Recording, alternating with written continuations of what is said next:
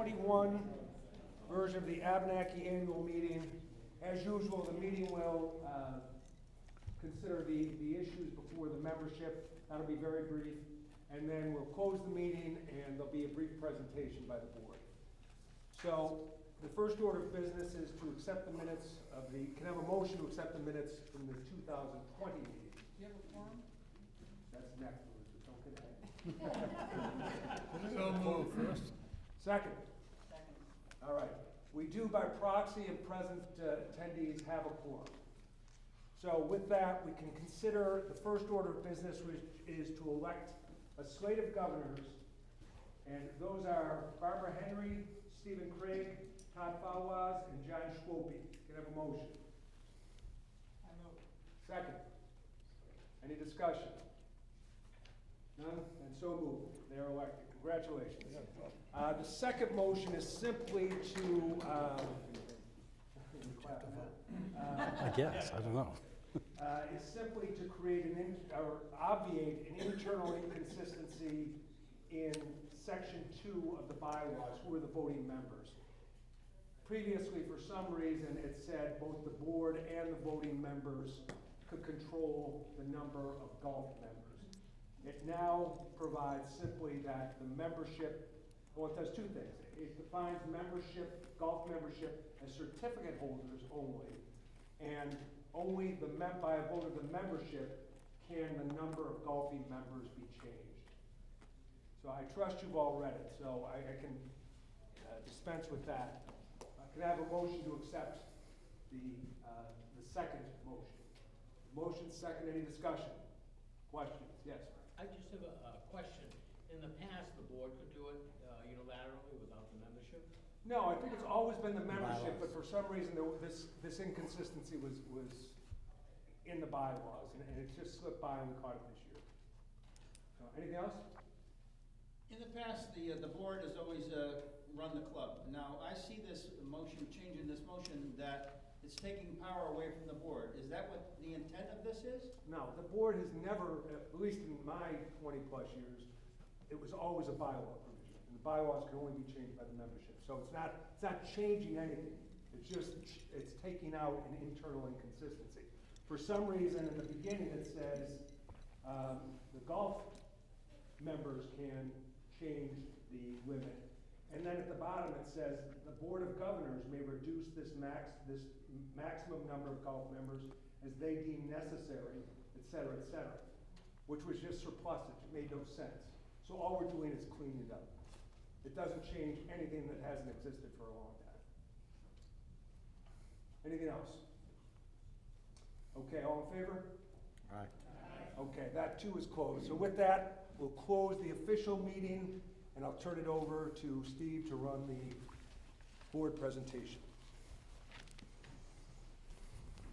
I don't think I'll need this. Good evening. Thank you all for those of you that have come tonight. Another standing room only crowd for our annual meeting.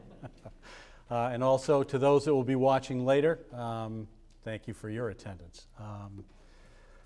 I'm going to do probably about 20 or 25 minute presentation. And as my predecessor liked to do, it would be great if you folks could keep your questions until the end of my presentation. That way you'll get rid of me sooner. But if you have a question during it, please raise your hand and I'll do my best to answer it. So with that, I'd like to get started, and I would like you to join me in a moment of silence for the 9 members who we lost this season.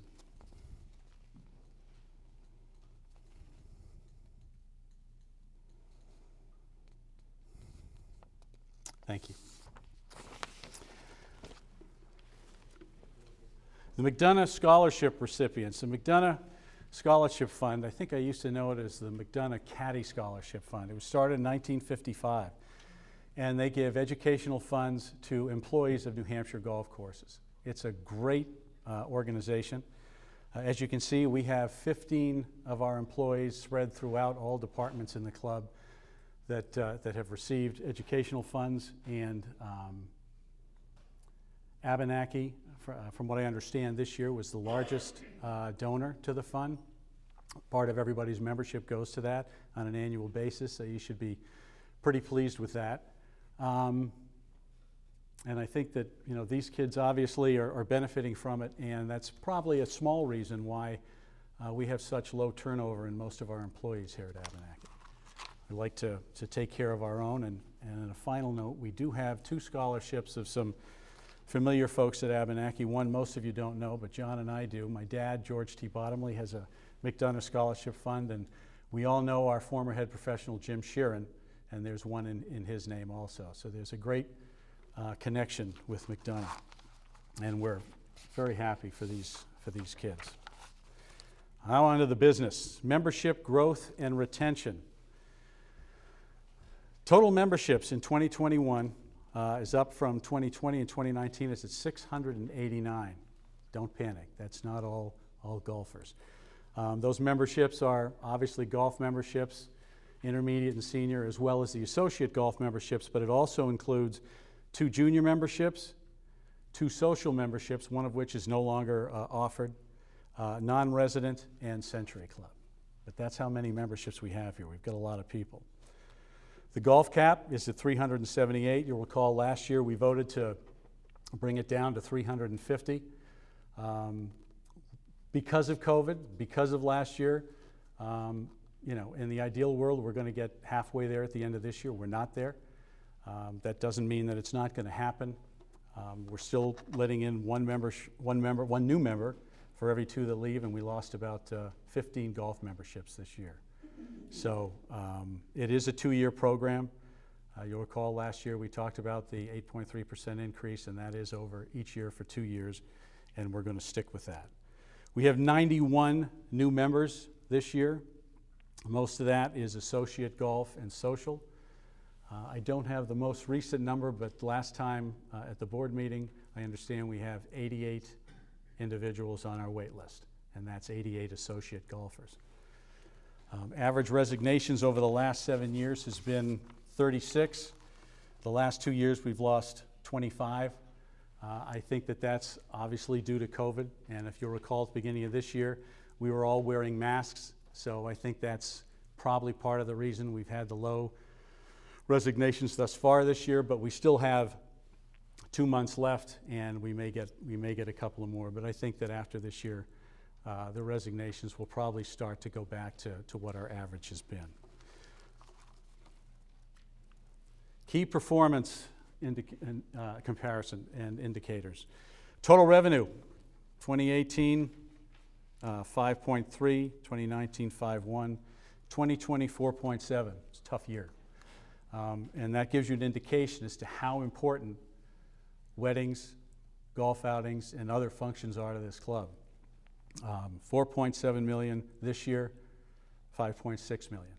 And that's pretty much some of the new associate golf members, but it's pretty much the functions.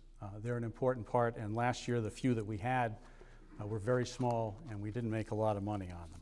But we are going in the right direction.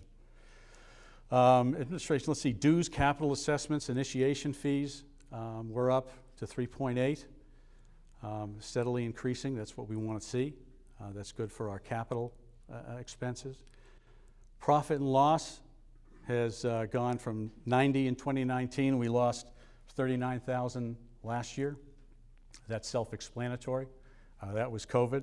This year we're showing a profit of 250,000. It's a real big turnaround. But let me tell you that 190,000 of that is from the government. That's in the COVID program that they have, which actually pays us for retaining employees. So we have 190,000 in that 250. So we're looking, and these are estimates basically on a $50,000, $60,000 profit this year, which is pretty much right in line with the past.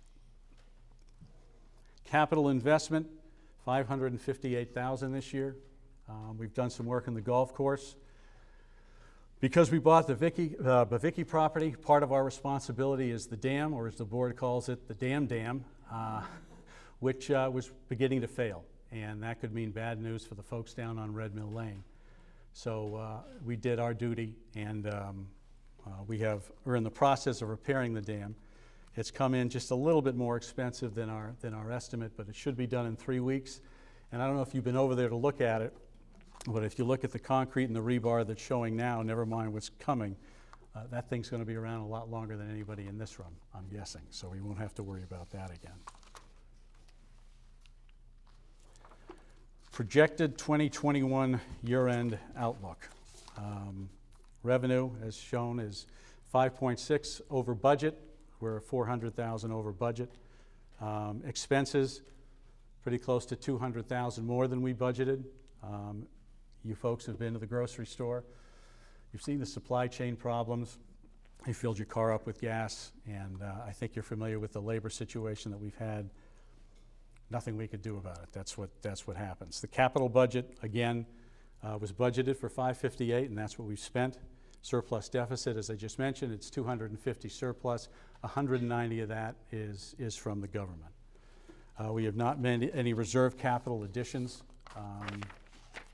We have something in the vicinity of about 1.5, 1.6 million in cash between our money markets and the reserve capital fund. So we're in a real good financial position. 2022 budget. Revenue is 5.6. It's about 500,000 more than last year, up 9%. Expenses up 8%. I hope that's enough. We'll see what happens over the winter. Profit is budgeted for about 87,000, and our total capital contributions will once again be 500,000, which is the average that we like to do each year. Key expense increases from 21 to 22, pretty obvious. I'll say again, you've been to the store, you filled up your car. If you talk to Jim Schooler and any other pro in the area, you'll find out the Titleist is saying they may not get their full ball allotment. There's a supply chain issue. I don't know what the winter's going to bring, but it's pretty interesting out there. And we had a little bit of an employment problem at the beginning of the year, and it's tough to get people to work, and we have to pay more money. So all these increases go into the $424,000 estimated increase in expenses that we're going to have for next year. Dues impact. Old news. Last year we announced that we had a 2-year program we were going to try and get from 385 golf certificate holding memberships down to 350. We're in that process. We only lost, as I mentioned, 15 golf members last year, or this year, so we let 7 or 8 in. We've got a ways to go, but it's a 2-year program, so social dues, which has nothing to do with golf, will go up our normal 2.9%, which is what the board has suggested and the finance committee has suggested that we do every year. Single, 2-person, and family golf will go up the aforementioned 8.3%. Dues revenue is expected to be about $3.2 million next year. Weddings and functions, as I mentioned, they're not the most popular thing with members, especially the golf outings, but they're important. They're big money makers, and believe it or not, it's what helps keep our dues where they are. In 2020, not a very good year. We had 7 weddings and 16 non-member functions, small crowds, not very big events. This year we did a little bit better. We only had 9 weddings. Our average is about 12. I think the reason we had 9 weddings is, once again, if you'll recall, we were all wearing masks at the beginning of the year, and I think people were still a little cautious. We had 53 various member and non-member events. I have no idea how to budget for that. You just never know. Sometimes they call the year ahead, and others it's as it happens. It's anniversaries, it's last-minute birthdays, celebrations of life, etc. 53 is pretty good. Right now in the books for 22, we've got 11 weddings. I'm sure we'll get 1 or 2 more. And we have 5 member, non-member functions. I think you can count on that going up pretty significantly. Grounds 2021 accomplishments. 6th hole. They redid the bunker to the left of the 6th hole. Bigger and shallower, Gary? Yes. Yeah. Easier to get out of for those of us like me who can't stand bunkers. They also took the bunker out from behind the 6th green. I don't know if you've ever been in it. I have plenty of times. It was a bad bunker, and it's impossible to hit that shot with a green that slopes away from you. So Our architect designed a combination of grass mounds and a ball reception area where it will be cut the same size as the same height as the fringe. So instead of a sand wedge, you can putt, you can chip, you can do whatever you want. So that should help us a little bit on the 6th hole. Then we have, as I mentioned earlier, that thing that the board affectionately calls the dam. That should be done in 3 weeks. And as I said, we're not going to have to worry about that. On a side note, no beavers were injured in this process. Okay? So animal lovers like myself were very happy about that. Now let me bring up something that I said last year I was going to talk to you about this year, and that is the golf house or the pro shop project that we all knows out there, but we haven't heard much. And basically, we're not the only golf course that got money from the government. And there's a lot of private clubs doing a lot of work.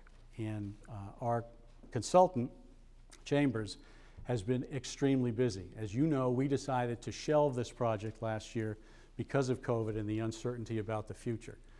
What we have done this year is we have been back in touch with Chambers. They're going to be working with us this winter. And we are going to present the plan again in June of 2022. If any of you need a refresher on that, the presentation from 2019 is still on the website. I would suggest you give it a look. The membership will be available to provide feedback. Basically, we're probably going to have 2 town halls in June. One of them will be videotaped for those that can't make them. We will invite member feedback, and then we will adjust the plan if necessary based on that feedback. And we'll make a final presentation which will include not only the plan, but the financing, expenses, etc., so that everybody knows what they're going to be facing. But I can tell you a couple of things that we're pretty sure of, and that is the cost of the project right now is expected to be between $5 and $5.5 million. Funding, funding will consist of cash on hand, financing, and an assessment, which will be in the form of a one-time assessment, which can be paid initially all at once or over 2 years. And there will also be a monthly addition to your capital charge. If you'll recall, when you pay your dues, the first bill that comes in, you have your membership dues, and then you have a capital charge. That's going to be spread out over a year, and this will be added to it. When and if this project is approved, that's what will happen. Modeling for the assessment is currently between $3,000 and $5,000, and it's based on what your current capital contribution is. I think the highest capital contribution is $600, and I think that's the 2-person senior. So if your capital contribution is 80% of that, then you're going to be paying a $4,000 assessment. That's how you figure it out. Those are not cast in stone, but they're pretty close to basically the research that we've done on that project. My pet peeve, the employee holiday fund. I have kind of a long background in this business, and I've had a lot of employees, but they were all public courses. But I've been at Abenaqui for 65 years, and I don't remember the first 7 that well, but after that it's pretty clear. One thing that I've noticed about Abenaqui, and I'm sure you have too, is our employee retention. You take a look at Pat Kelly, Nate, his assistant. Look at Diane, Lee. I mean, we've got a ton of employees. We've got familiar faces in the clubhouse. We've got them in the pro shop. We've got them in the golf course. Chuck McFarland over in tennis. It's amazing how we can retain our employees, and that's due to, we take care of our employees, but we have a great membership, and you take care of your employees. What I thought was interesting was last year was the highest member contribution. It was $70,000. That's a little tilted because one of our members who deceased last year, his estate left $25,000 to the holiday fund. So in effect, it was $45,000 raised from this membership, which is still pretty good, and it's $6,000 more than we've done in the past. But what has struck me is that 41% of the members are on average the ones that donate. And I gotta think that based on the reactions that I've seen around here over the last 65 years, I think a little more than 41% of our members enjoy their experience at Abenaqui. And so I'm just making an appeal for everyone here and that's watching to maybe think about your experience at Abenaqui, and certainly commensurate with the amount of time you spend here and what you do. But these employees are great, and I think this is one terrific way that we can show them our appreciation. So I would just ask everyone to maybe consider some type of a donation to the Employee Holiday Fund. The Board of Governors, we're a little short-staffed tonight, but this is the list of the folks that basically were the volunteer board for your club this year. I list them there because it's just for me. I personally want to thank them for their efforts. As you folks know, it's a volunteer committee. They put a lot of time into their work on the board, and each of them has a committee that they have to run, which is more time. And then there's our at-large gentleman here who does absolutely everything else but be on a committee. So there's a lot of work that's involved, and I want to thank the current board and our past president, Tom Archibald, who has been a wonderful source of advice for me, and he's also been terrific in helping us out in the meet and greets when we've been short-staffed on those. So I just want to thank all you folks. We do have one board member that's going to be leaving, and he is down in Florida, which is exactly where he should be. It's his anniversary. So Ray Letourneau couldn't make it, but I have a number of people come up to me from time to time and ask me about, boy, this must be a tough position for you. I can't believe you did this. I'm like, you have no idea. The most difficult voluntary position in this club is the golf committee chair. I mean, what that person has to do between tournaments, you have to take care. I did the research. The numbers on this club is 51% of the members in this club last year did not play in one tournament. 50% did. So you've got a 50-50 split. You have to come up with tournaments, you have to come up with formats, you have to come up with tee time situations, slow play situations, rule situations, and no matter what you do to take care of one side, there's probably somebody on the other side that isn't really thrilled with what you just did. And that results in an email, and 95% of the emails are not compliments. I think you know the rest of the story. But Ray has done a great job of responding to communications quickly and professionally. He has been the chairman of the golf committee for 7 years. Now, you can only be on the board for 6, but they recruited him early due to circumstances. So it's over and above. He's done a great job. He's very professional, and I just wanted to acknowledge him and thank Ray Letourneau for a job really well done.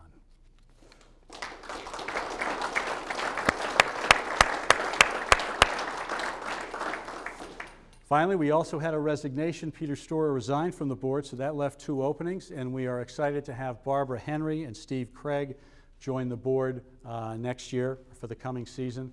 They're going to be great additions, and we look forward to working with them.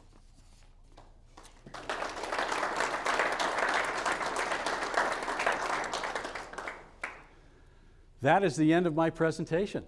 It was pretty quick. There we go. Well, wait a minute. How am I supposed to take that? So I'm opening up the floor for questions or comments. Just on the new building plan. Yep. You showed us some figures, 5 million, 5.5 million. Is that the 2019 numbers, or those numbers been redrawn based on current construction? Redrawn based on what we came up with in 2019. We've adjusted the cost to be between 5 and 5.5. That building, will that be a take it or leave it proposition, or will it be subject to adding it or subtracting it more than adding it? I think that's going to be a result of the member feedback from the town halls that we have next year. I mean, we're going to put up probably everything that everybody suggested, and then we're going to basically see what we can fit into that 5 to 5.5 envelope. Let the members take a look at it and get back to us with our feedback. I mean, some people may want a steam room. There was a mention of a cigar room, and maybe you can put those in, maybe you can't. It really just depends on what the feedback is. So, Is the feedback such as that Jack Doikus gave about the locker room versus the shoe changing room? Has that been taken into consideration? it has. It has. We have, and I believe that may have been the one that was videotaped too, so that is in infinity. That will never go away. No, all suggestions are good. And, you know, Jack has his opinion, and there's others that have other opinions, and you start to get to see where people come down versus the feedback that we get from them. So it'll be interesting to see what next year brings. I'm looking forward to it. John? The golf building is the title of it. Is platform tennis courts in that figure, in Yes. that plan? Yes, 2 courts. And a hut? You know something? I cannot answer that. It is. There's a hut. What he said. Yeah, Lee said there is a hut in it. Was that a hut, or, excuse me, was it a hut or was it a warming room It's actually in the building? It's part of the building, a viewing area where you can warm, get warm before your next match. So it's not a standalone hut, but it's part of the building. Just take it for what it is. I've had two guests play golf with me at the club. Both have been very, very involved for a long period of time in platform tennis at their club, the Country Club in Brookline and also down on the North Shore. And they basically, their word of warning was make sure that you study where you want to place these courts in relation to your 14th green and your 15th tee.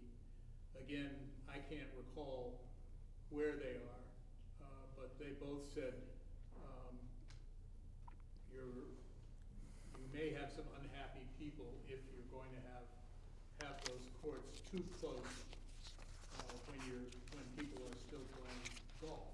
Now, it's mainly a winter sport, but I think it's something to take under advisement. And the other thing is this club can't afford to lose parking places. So it's got to be very, very careful consideration as to how we're going to fit this all in what was the original location. And all of that, that's all great suggestions and certainly stuff to be aware of. And while I do not want to design the new building and complex right here tonight, that is all going to be very important to be brought up in those town hall meetings next year. All the way in the back. Since the practice area is the second most commonly used area in the club, is there anything in terms, it seems like we've used the mats a lot more this year than we did the previous year. Is there anything about expanding or improving the targets in that practice area so you're playing off grass more often than mats? Gary? Expanding the greens? Well, improving the target. Is there anything planned for the range next year? I don't think so. No.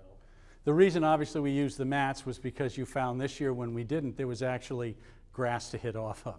It's a very popular place, and there's a lot of business that happens at that range. But I think next year the concentration is going to be on probably finishing up the irrigation on hole 10 in the practice hole, taking a hard look at this project next year, the golf house building or the pro shop, and then there's some grounds equipment and stuff like that. It is not in right now. It's not in consideration.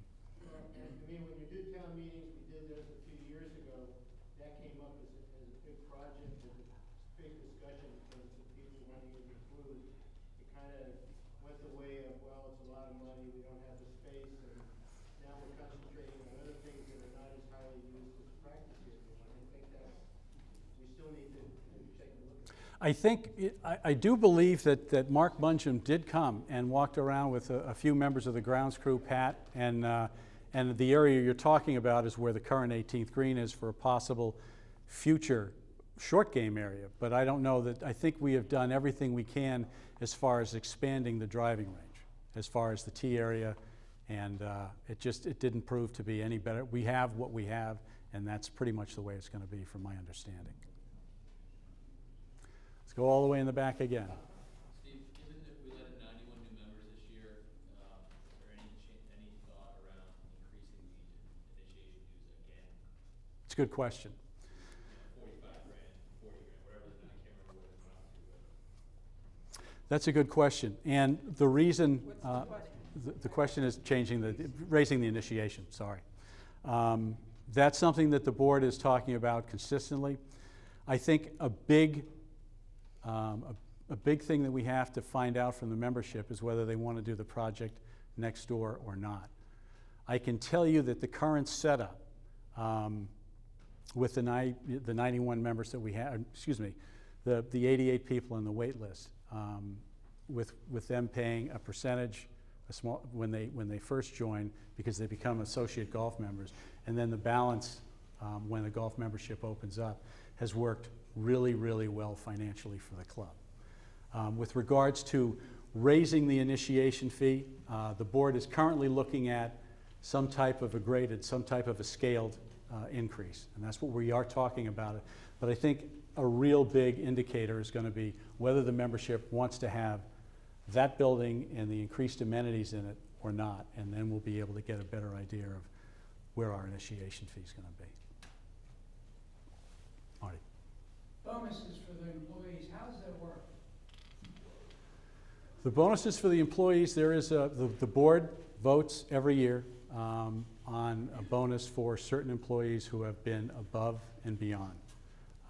And it's for a select 1, 2, maybe a couple. It just depends each year on what the circumstances are and what the board votes. However, that holiday fund that I brought up is really the best bonus for the employees. And I forgot to mention, is run by and it's distributed by Lee Pavlis, our general manager. He does not partake in that holiday fund. He's the only employee that does not partake in the holiday fund. And so he doesn't have a dog in the hunt, but I have sat down and talked with him about how it's distributed. And I can't go into it here because I'm not even sure I understand it, but it is very fair. He takes into consideration the amount of hours that you spend, full-time, part-time. Or do you have gratuities as part of your wages, or do you not?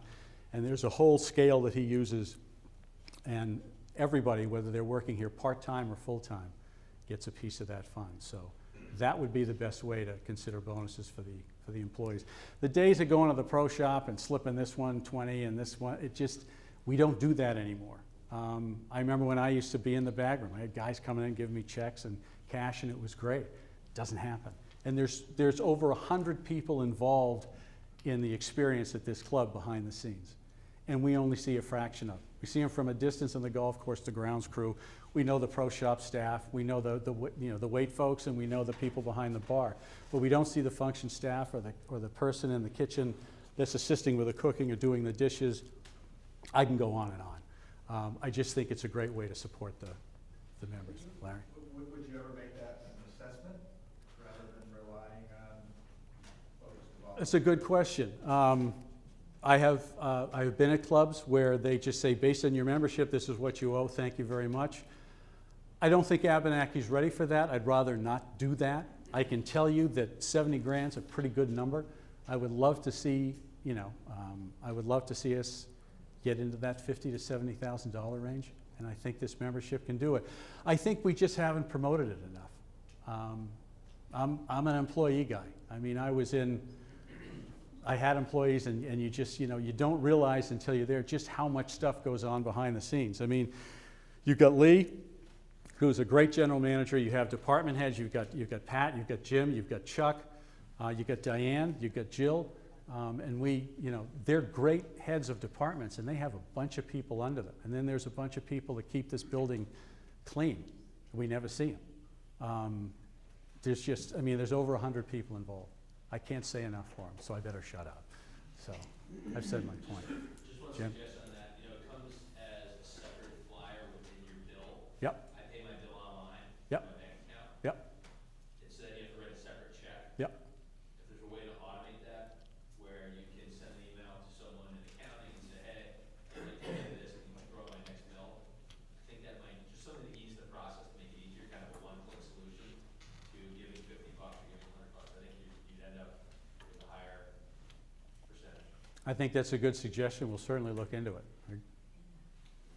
Jeff? I think it's about marketing. If you'd like to come up with a solution, I know that this past summer, and the last 2 or 3 years, there's always an event that I think most people hopefully contributed that was the paint day. It's been run by women in the club, and I think last year we raised, let's just say around the 20,000, it could be 4,000 or 5,000 plus or minus. Yep.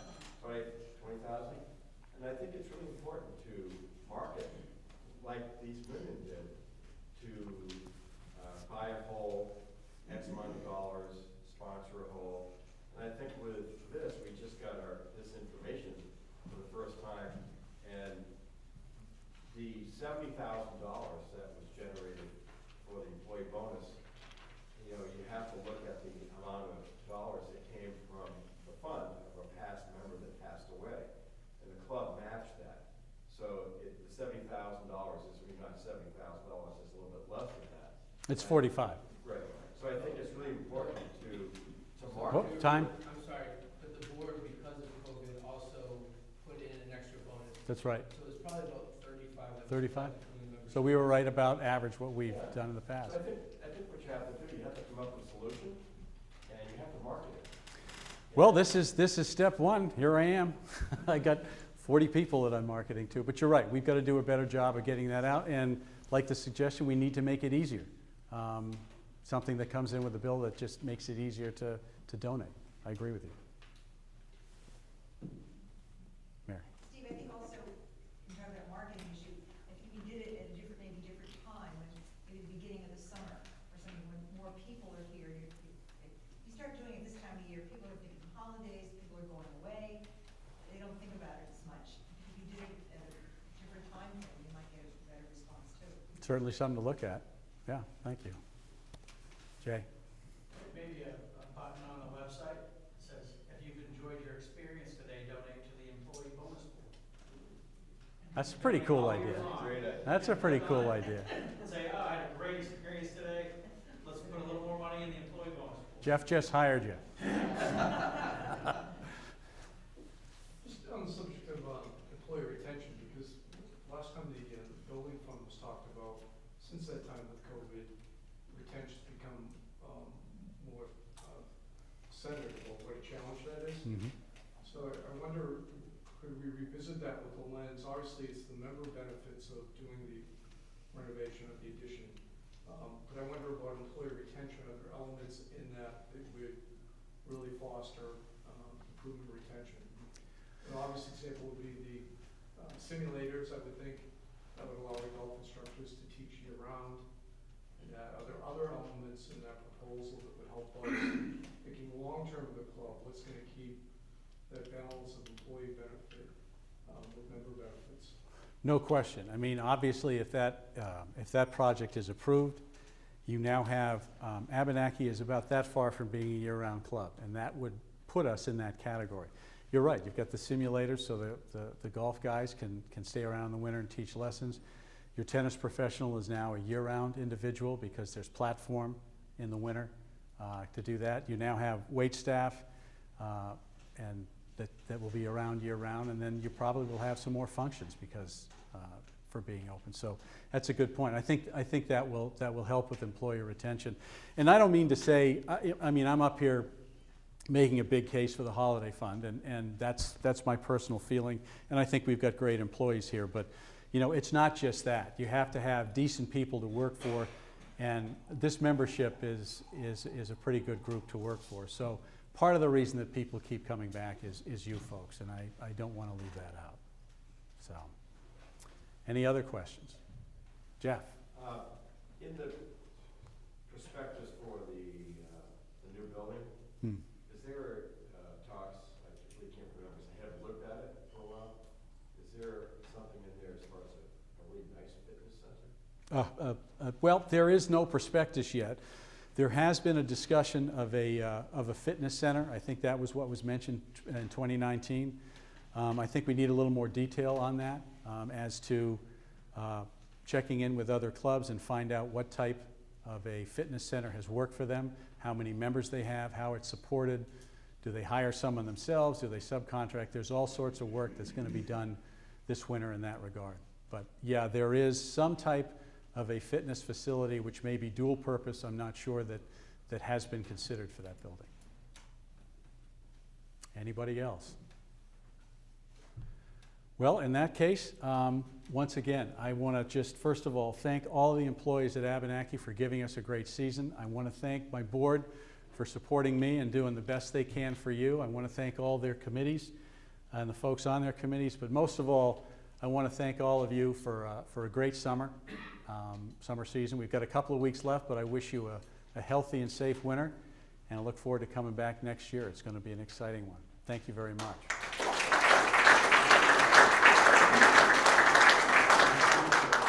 John? Move to adjourn. Second? My job. Nothing, man.